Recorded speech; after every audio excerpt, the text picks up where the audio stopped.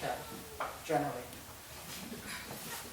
So we have 7 days in a week. This stems from the ancient Babylonians, and it was named after 7 heavenly bodies from the outset. So literally, Sunday was based on the sun, Monday was the moon, Tuesday was Mars, Wednesday Mercury, Thursday Jupiter, Friday Venus, and Saturday Saturn.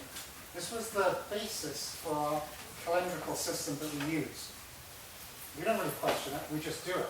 It is what it is. The Bard came up with a different calendrical system.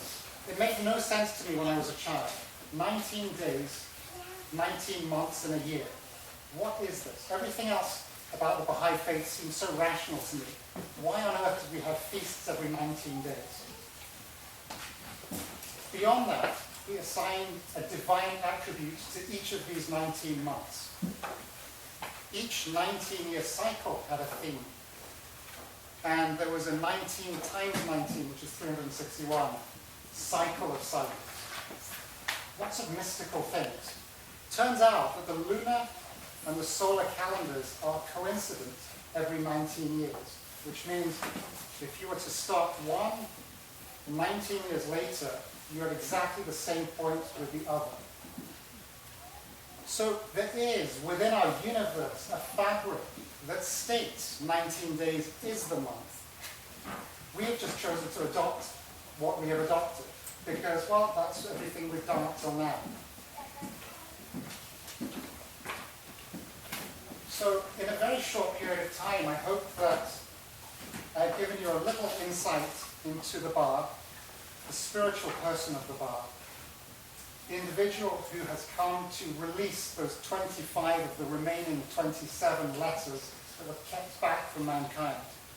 The spiritual energies that have been released have triggered the development of humanity to levels that we have really, up to this point, not seen.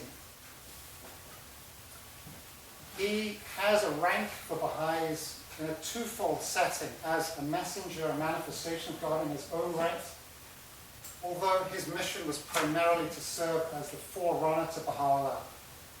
He had a short ministry of just 6 years, from his declaration at the age of 24 to the point where he was martyred at the age of 30 in Tabriz. Immerse yourselves in the ocean of my words, that ye may unravel its secrets and discover all the pearls of wisdom that lay hid in its depths. This is the changeless faith of God, eternal in the past, eternal in the future. It is better to guide one soul than to possess all that is on earth. For as long as that guided soul is under the shadow of the tree of divine unity, he and the one who hath guided him will both be recipients of God's tender mercy, whereas possession of earthly things will cease at the time of death. The path to guidance is one of love and compassion, not of force and coercion.